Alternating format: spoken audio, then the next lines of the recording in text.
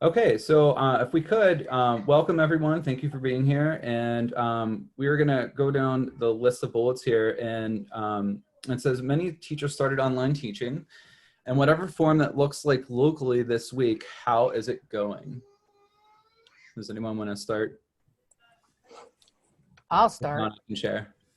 I'll start. We had an all staff faculty meeting via Zoom, and we were told that we are going to be starting April 1st, and that we're going to push stuff out. No packets. No, I'm going to call it paperwork.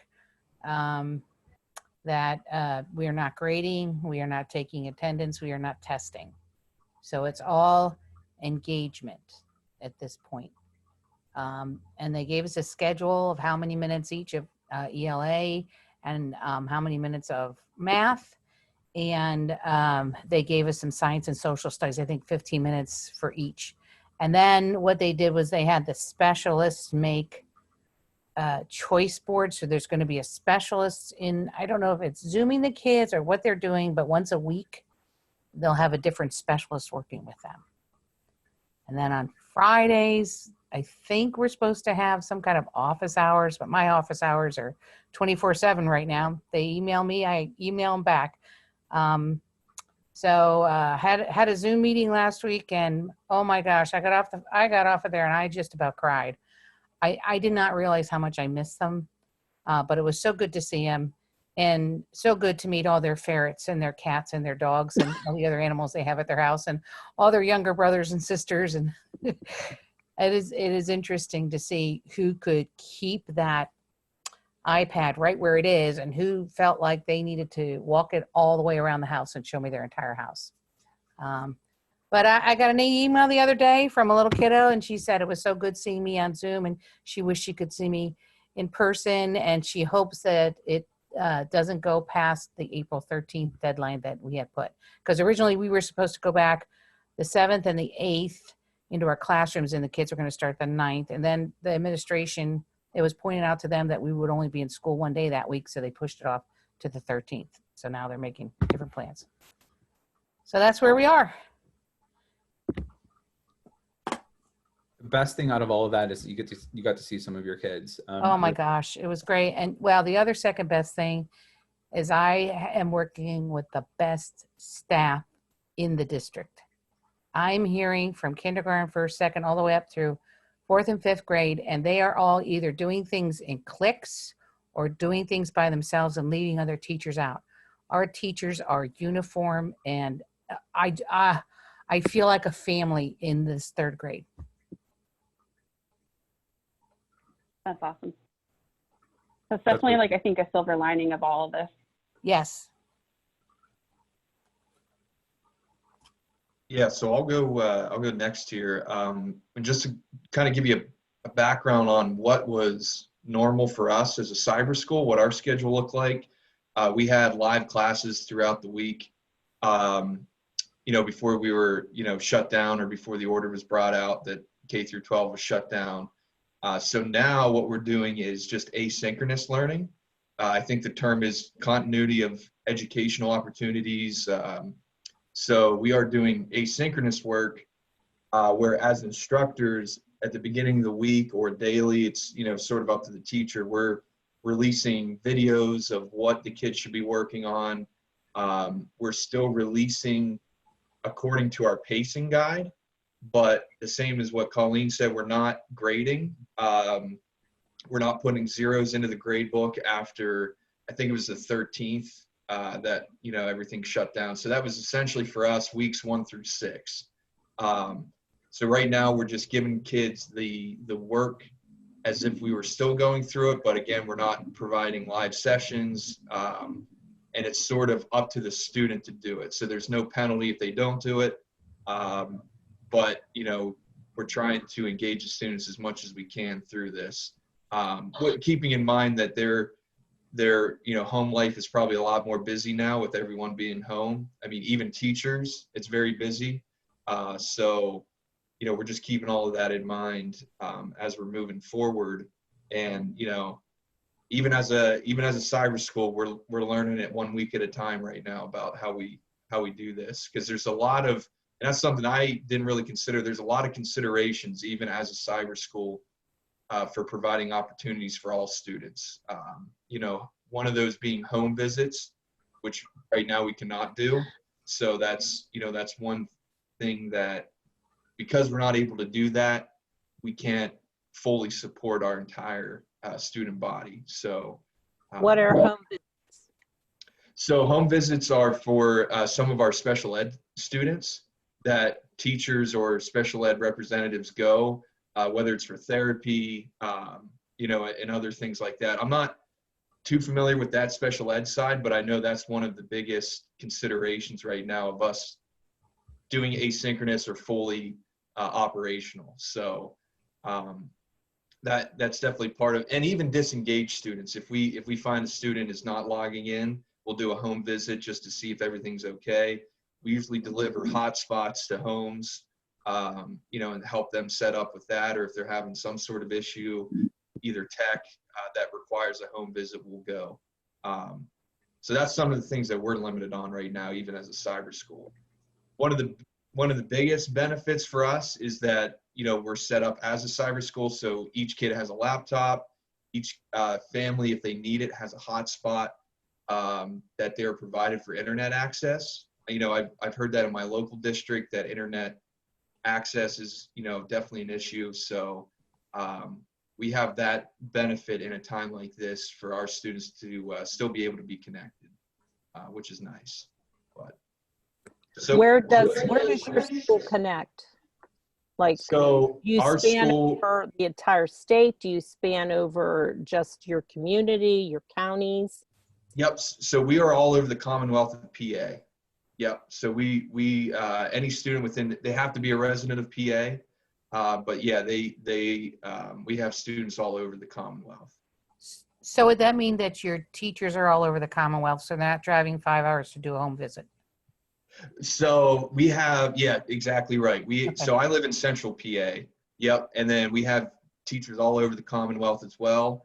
Our home office is in Exton, PA. So we have a lot of students in Philly, as well as Pittsburgh area.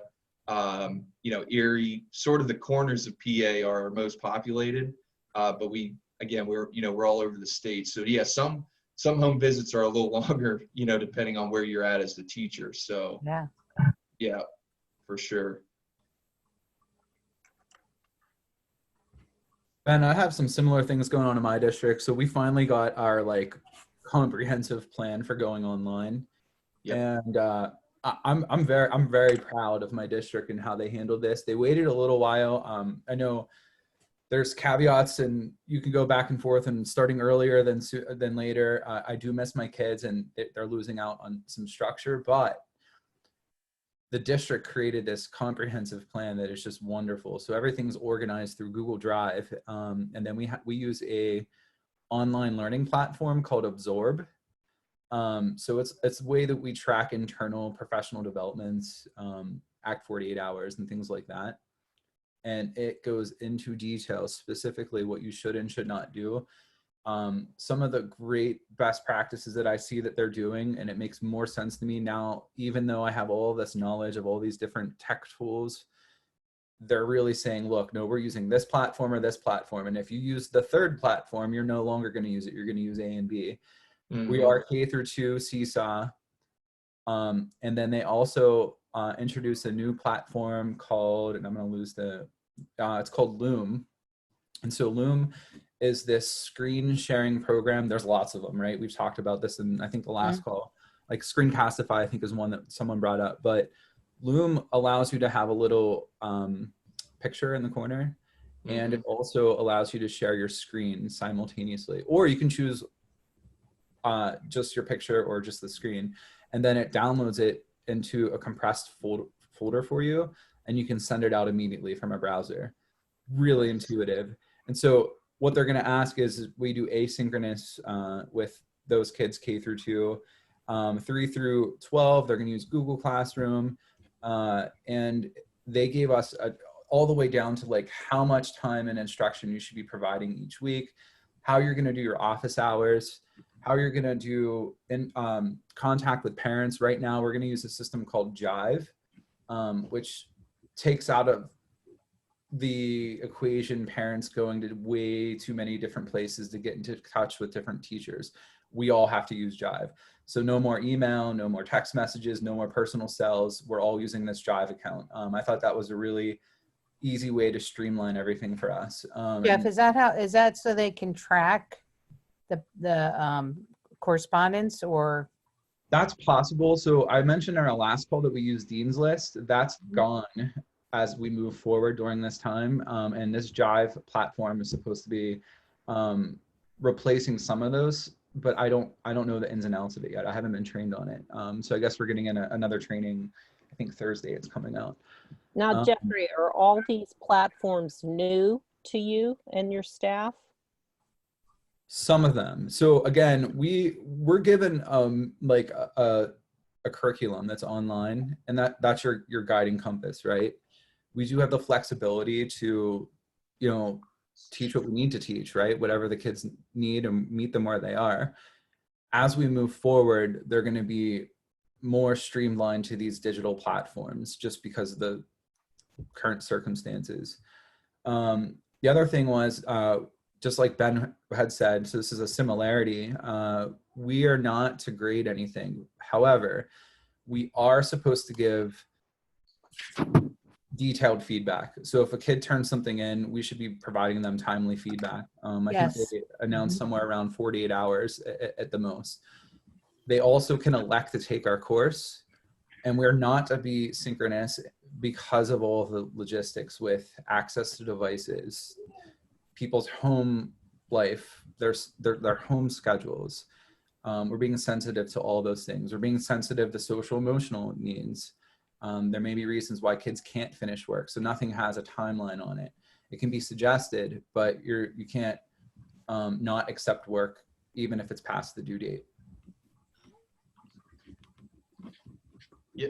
So one thing I'll add to our schedule is office hours. So right now each department is offering office hours twice a day, Monday through Thursday. And then on Fridays, we have what we call academic coaching for kids that need the extra help. So we do, that is one thing we're offering, but it is optional. So same thing, we can't, make it required, I guess, right now, just with the way things are. So we do virtual office hours, and that's in our typical classroom software. Blackboard, Collaborate is what we use for that. And is that the only time you have interaction face-to-face, so to speak, with students? Correct. Yep. Now we can schedule one-on-one sessions as well. And again, in our normal schedule that we offer it, Monday through Thursday live classes of being face-to-face. But yeah, right now that's our only scheduled virtual time, but we're definitely able to schedule one-on-one sessions as well throughout the day. So Ben, legally, how do you get away with the one-on-one session? Do you record it, or? So what do you mean by that? Like, just the legality of it. If somebody accuses somebody else of doing something and there's no witnesses. Yeah, so they are recorded. You can record them, I guess. We don't record all of them. Okay. But I mean, it's a great point. Probably we would have to do them in our provided platform, right? So we couldn't just pick a third-party platform and use it unless there was some sort of signature. So, I mean, that's a great question. I'm sure on the back end there's backups of it as well. Okay. But yeah, they are recorded and they're automatically available to students as well through the learning platform once they're recorded and released. Yeah.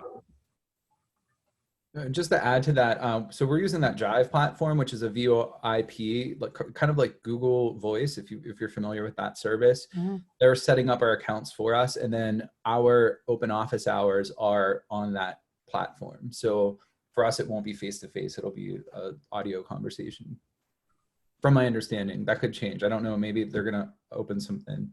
But it's interesting to hear the little nuances of ways people are handling it slightly differently. Yeah. Yeah. And I will say too, the camera is optional anyways in our normal platform as well, our normal schedule as well. So typically it's text and audio that we're communicating with the students. So right now we don't require as a school for the cameras to be working, which brings up the disengagement portion of it in a live class. So that's just something that probably could never be 100% solved, even with cameras. Yeah. Because we get the excuse that their cameras broke or even their microphones broke, but at the very least, we do have text chat that works well with most of the kids. So.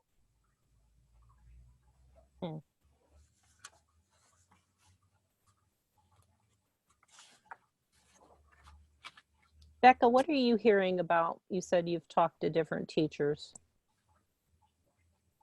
Yeah, I think the biggest thing is just overwhelm right now. And just, I think when Colleen, when you were sharing, like, they're just really missing their kids. Mm-hmm. So I think just the overwhelm of knowing how to do it and what to use. And I mean, for like some districts, I know, Jeff, like you were saying, waiting for their district to come out with something, but being so, like, their heart is just wanting to be there for their kids right away. So just that waiting period of being really difficult as well. Because us K-2 I mean, teachers are lovers. I mean, we just yeah. love our kids and we're really social with them. It is. And the It's- kiddos yeah, are and at that stage developmentally that they need that. Yeah. Yeah. So that's been the biggest thing I've been hearing from teachers is just the missing and the overwhelm. So I've just been trying to really encourage them, even thinking about Sammy right now as he's trying to learn how to walk, and just how, like, the other day he was trying to get from like our couch to like an end table, and of course like fell on the floor and like looked up with like big alligator tears in his eyes, let out a wail in frustration, like, I can't do this, like, I'm trying so hard. And I feel like that's what I'm hearing from a lot of teachers is like, we really are learning to walk all over again. Like, This is a new way and a new platform. And when you get us in the classroom, we know what we're doing. Like, I mean, that's where we've been trained and we've had experience.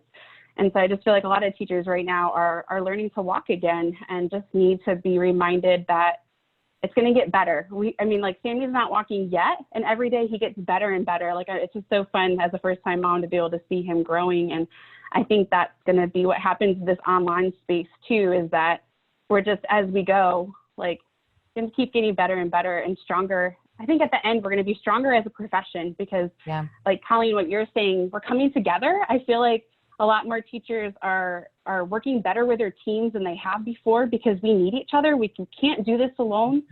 So I've been really seeing that too. So, but just the reminder of grace, needing grace on all of us through this. And also just going back to that relationship, I think teachers just, everything has changed again, but the one thing that hasn't changed is just that importance of relationships, that relationship that's built between teachers and students. So I think keeping that the foundation of all we're doing, which is why I'm loving hearing, like, when Jess and Ben, you're sharing, and Colleen, like, that, we're being flexible, which is what we do in the classroom anyways. But being flexible on the digital platform, I think, is even more important because our kids their world's been rocked just like ours has. So just really needed to continue to be there for them on not only an academic level, but I think even more importantly, like a social emotional level. Like, we're kind of like in the first week of school, I feel like. I feel like this week is like first week of school all over again, and we can't just nosedive deep into academics. It needs to be, again, just checking in our kids and building those relationships again from a digital standpoint too. So yeah, that's kind of what I've been hearing in the conversations I've been having. I wonder, so most of the models I've seen from just different districts have been like, hour-long office hours where, kids can check in with their teachers or... Yeah, Mike. Hey, how are you? Hello. I joined late. Sorry, I had another call I had to come in on. Hi, everyone. But I wonder if these models that are out, so when I've been in primary classrooms, most of my work is in 4th and 5th grade and a little bit in 3rd. But when I'm in primary classrooms, the interactions happen more frequently and shorter, right? And more individual, right? It's a bunch of, when I think of a kindergarten teacher, it's a whole day of one-on-one interactions, right?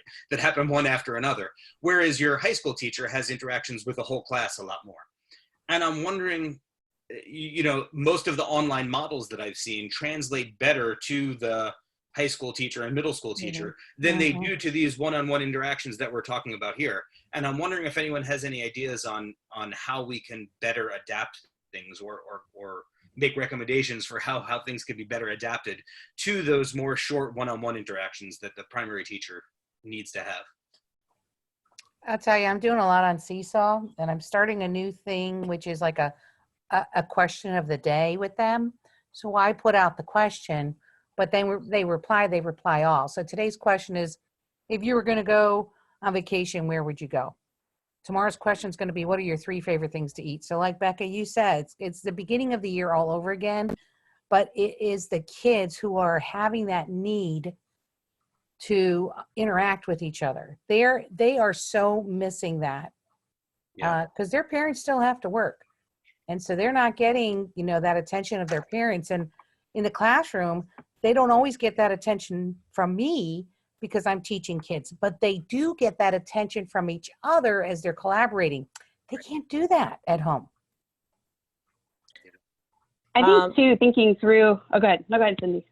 I was just going to share something that my daughter is doing with the entire 2nd grade level in her school.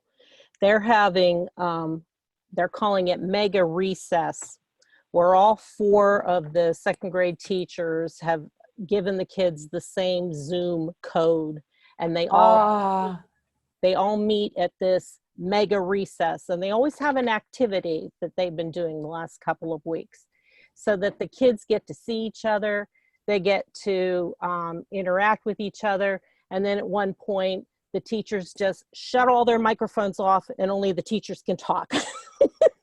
so that they don't get bombarded by I think her last mega recess they had 68 kids. Oh my gosh, that's great. And the kids just kept saying it was so good to see my friend so and so from, you know, Miss Beth's class, and even just to see their smiles, to know that they're okay. And that's something that high school wouldn't deal with. But Another thing definitely needs. Another thing high school does not deal with is children's birthdays. Yes. Your birthday is like one of the most important days to them. And that Ever. only, you know, the thing that's more important to them is hearing their name. So today was somebody's birthday. So on Seesaw, I messaged everyone except for him and said, hey, it's a surprise. Make him a happy birthday Seesaw video and send it to him. But those are the things that we need to be doing with our kiddos to get them any chance that we can get them to interact with each other. Because, you know, your middle school and high school kids, they're interacting now. They're texting each other. Right. You know, they're video chatting each other. Little kids don't know how to do that. So we have to provide opportunities for that. Yeah, I love that idea of the name, Colleen. I think back to like when I was, I don't know, I mean, you know, 4 or 5 watching Romper Room, right? And whoever it was would be like, in the mirror, I see Michael, I see Colleen, right? And it wasn't, it was just whoever, but like I thought it was me, and it was, hearing my name was the greatest thing ever, you know? So. Yeah. It's like when you read a read aloud and there's like a name, you're like, I know that person. Yes. My brother's uncle's friend is named John.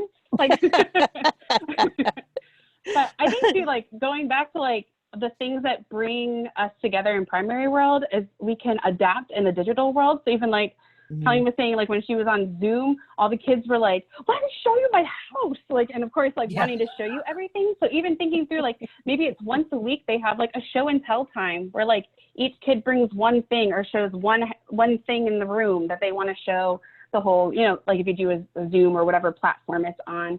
I think another way a lot of teachers have been connecting is through read alouds. Like, and I mean, reading is important in every grade, but I think especially in the primary grades, like being read to, and just for fun, like with no connection to an assignment even, it can maybe be a discussion starter, but like even, I know like Mo Willem is one of my favorite authors, and he's doing a lunch doodles with Mo every weekday at 12:30. And like doing even something like that as a teacher, like, you know, lunchtime with Mrs. Foxwell, and like you just get on and like you could read aloud a book to the kids during that lunchtime. So there's like, I think a lot of ways that we can adapt like what makes primary world so special and those connections to a digital world by thinking outside the box a little bit. So I think maybe what we should do with K-2 teachers that when we're, you know, talking to them or, you know, reaching out to them is what ideas do you have that kiddos in your class can interact or kiddos in your grade level can interact? That I think is really super important for them, really mentally, socially, emotionally, because they don't understand what's going on. They don't understand that they can't have play dates and they can't see their kids. Right. Yeah, and so how do you do something like that if you don't have a live platform? Do you mean That's like one of the recording a main- video live, or do you mean? Well, I was thinking for me specifically, and Colleen, you're using this too. Seesaw, it's pretty clear, but like what are some suggestions for using, you know, maybe some schools aren't using the Seesaw. What are ways that you can get kids to interact without using like a Could the kids write letters to each other and mail them? Yeah. That's low tech right there. That's a great idea. I think teachers can be doing that to their kids too. I think like Yeah. positive notes are a huge part of the primary classroom world of just, I mean, I always tried to make it a goal of like at least doing a positive note per kid per month. I mean, that was like my minimum. And if more is better, but I mean, even doing that, like maybe teachers make it a goal that like 1 to 2 kids a day they write a note to and send it in the mail. Like there's a lot of ways to still, you know, even for birthday, just like making sure that birthday card arrives in their mailbox around their birthday. So Yeah. different ways like that. Yeah. And also like if it can't be live, I think there's a lot of ways you can record. I know a lot of teachers still use things like Class Dojo. A lot of teachers I've been talking to are still using Class Dojo to talk to their parents or remind. So if they can't do it live, like even just a teacher once a week recording a video, maybe through Loom or another, even on their phone. I mean, everyone's got a phone now. That's just a quick message to their kids that they can send the link to the families to watch. Even if they don't have that live capability. Yeah, well, one of the things that I thought of as you were saying that, Becca, that I think would be really important. So for our kids that don't have any technology at home, right? Mailing them something is phenomenal, right? Like that's awesome. But if teachers could include a self-addressed envelope that has a stamp on it so that they could get a response, because a lot of those kids are not going to have access to a post office. They're not going to be, but if that envelope is already in there and they can send something back to their teacher, like that would be a lifesaver for some kids that otherwise wouldn't have any connection to the outside world. Is the post office a great idea, Mike. essential? Like, is that something that's open that you can go in and buy stamps? Yes. I'm talking teachers. Okay. Yeah. You can also buy them online. Isn't there like stamps.com or? Yeah. Yeah. I mean, you could always get them sent to your house too if you can't get them physically. Yeah, that's something I never thought of before, but I think that's awesome. But, you know, Jeff, you were talking about how we're not required to grade, but we are required to send things back. So yes, like I had a little kiddo who's taking piano lessons, and today through Seesaw, he said, I want to do a concert for you. So he played the piano for me, and I emailed him back and said, you know, that made my day. I hope you send me more of them. But just continuing to send those positive messages through whatever platform they can. Touching base with them. Like I keep touching base with those 2 kiddos who I haven't seen for 3 weeks. They have not shown anywhere on social media, but I am still sending them stuff through Seesaw. I'm still sending their parents emails because I know eventually they'll get tired of me nagging them and eventually they'll get on.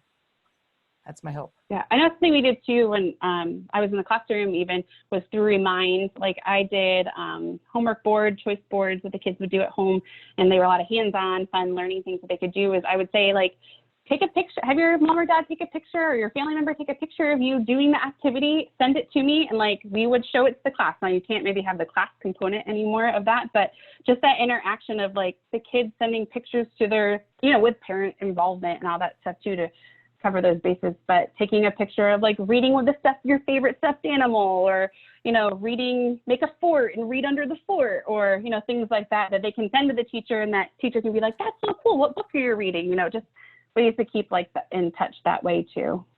Another thing we could do, I have a plethora of pictures from this year so far, the field trips going on. I was actually thinking of making a Google slideshow for them and pushing it out to them so that they could say, oh yeah, I remember when we did this and I remember when we did that. Not to lament that we're not in school anymore, but to remember, oh yeah, we were together and this is what we did together. Yeah. You could even use That's a great that idea. as a sentence starter or a story starter. Send them a picture of the class doing something. Oh, good. That's a good idea. Yeah.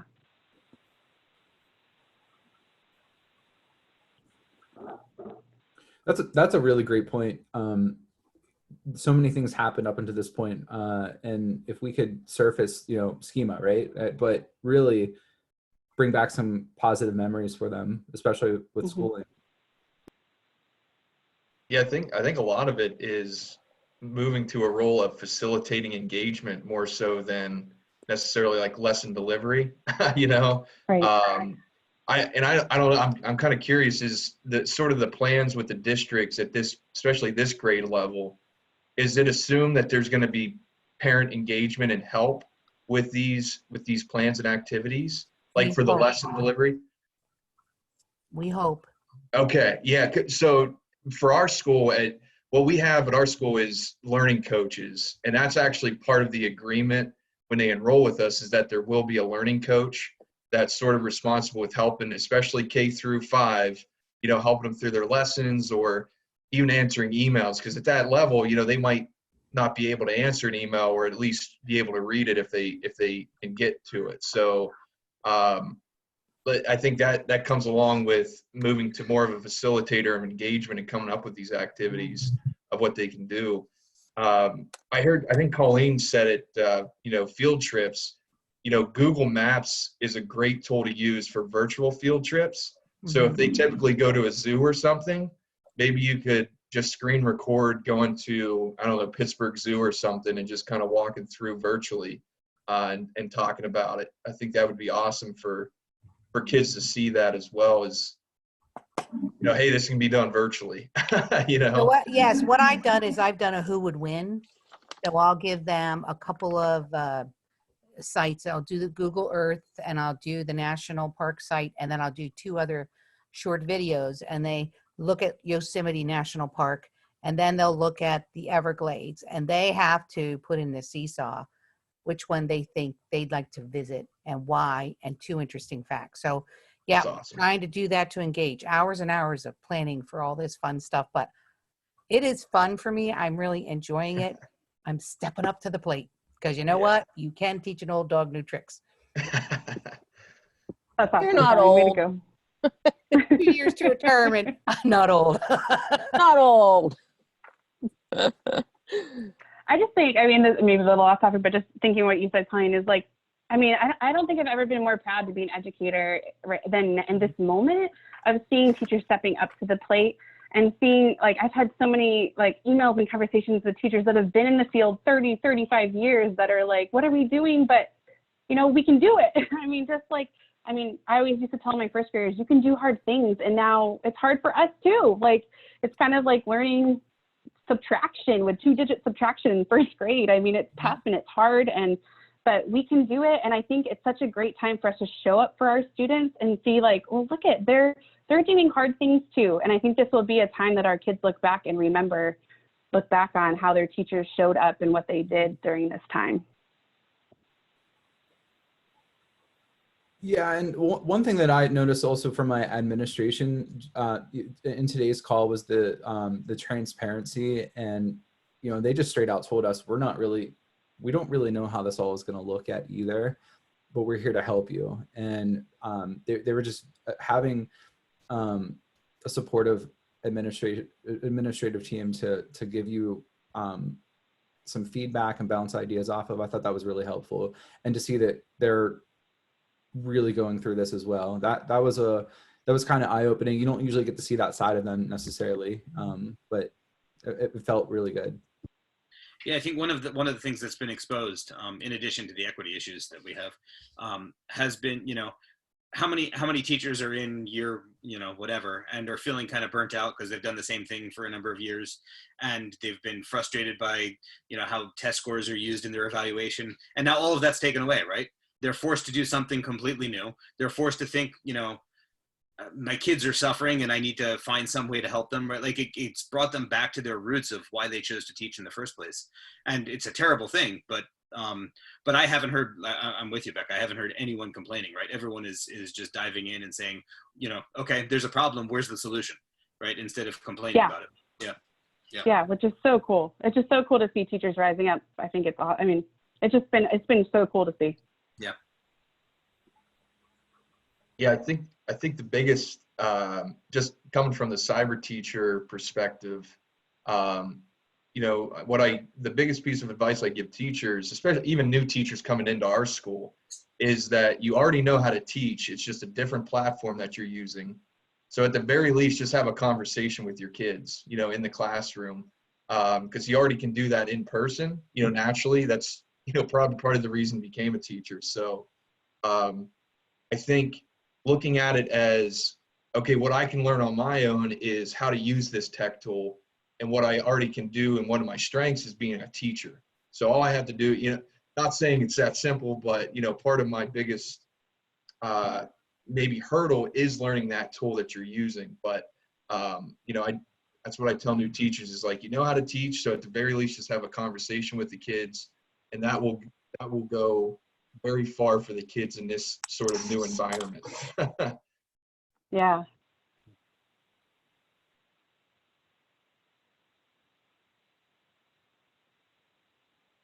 All right, so we have about 10 minutes left, so we have to think about where we are in our agenda. Yeah. What putz put that together?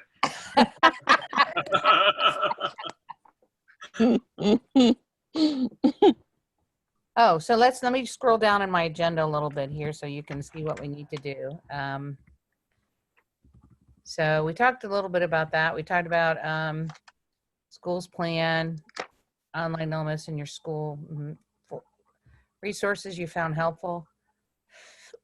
Well, I don't think we got to that. Other ways that PTAC can support you. I kind of wanted to move down to this one. So, you know, creating 1 or 2 goals for the upcoming week and share it with the group, review the goals. So like when we think about what we heard today, I mean, in a nutshell, to me, it is building relationships with these little kids and finding ways to interact with them and to have them interact with each other. Those are the 2 biggies that I heard.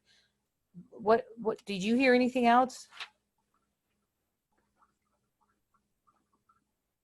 No, I second that. I also heard that. And, you know, me personally, what I'm going to be working on is trying to figure out on the platforms that my district's giving me to use, those non-negotiables, finding ways for them to interact the best that I can.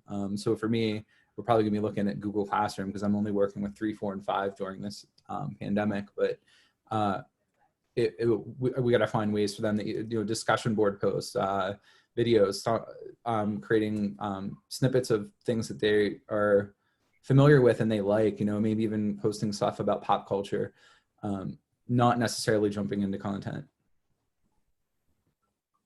Well, you have to do the relationship building all over again. This is day 1 of a new school year, only it's the virtual school year. Yeah. And that's a good way. Jeffrey, I'm curious, what are the non-negotiables? Non-negotiable with you or non-negotiable according to your school system? To the school system. My non-negotiable would be that I have to find a way to get these kids to interact with each other and not just be, you know, consuming my content and giving me feedback. That, to me, that's just not enough. That's not how kids learn. Okay. Yeah.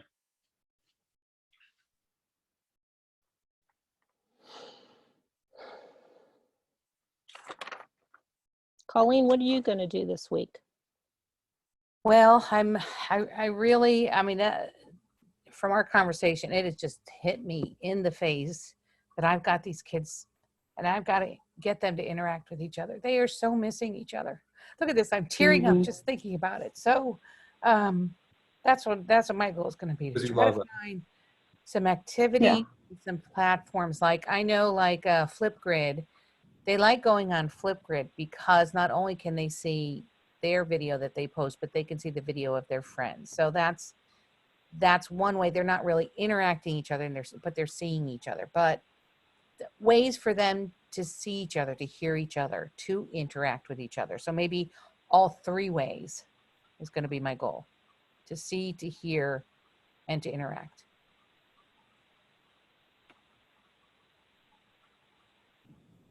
I love that. Yeah. And that's why I'm early childhood, because I cry all the time. No.